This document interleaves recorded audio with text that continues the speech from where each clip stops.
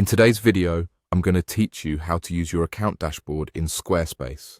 Let's dive in and navigate through this powerful platform together. If this is your first time working with Squarespace, the first thing you'll need to do is open your browser and type in the Squarespace website address. Once on the home page, make sure you log into your account using your credentials. This is essential to access all the tools and features that your Squarespace dashboard offers. After logging in, you'll find yourself on your home page. This is essentially your central hub for managing your Squarespace account and any websites you've created. Direct your attention to the left bottom corner of your screen. There, you'll notice your profile icon. Give that a click to open up more options related to your account. By clicking on your profile, you'll be able to see all your registered websites.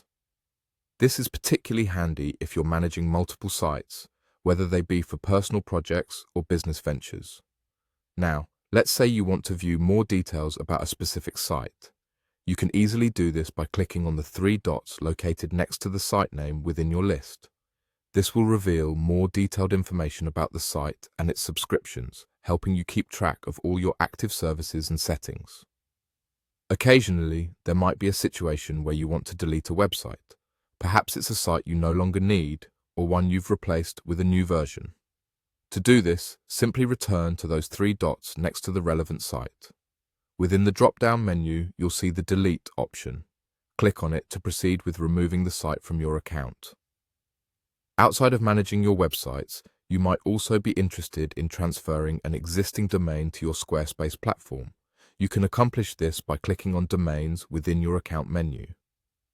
Once you're on the Domains page, select Transfer a Domain to start the domain transfer process. Follow the prompts and you'll be guided through the necessary steps. There are additional features related to your account and profile that are worth exploring.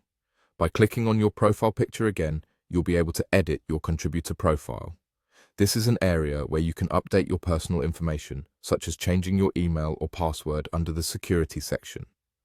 Moreover, this is also the go-to place if you're seeking additional help or needing more detailed guidance from Squarespace support, ensuring you always have the information you need right at your fingertips. With these steps, you're now equipped with the basic knowledge needed to navigate and utilize your Squarespace account dashboard effectively. Thank you for joining me in this walkthrough, and I hope you find these tips useful in managing your Squarespace presence. Happy creating!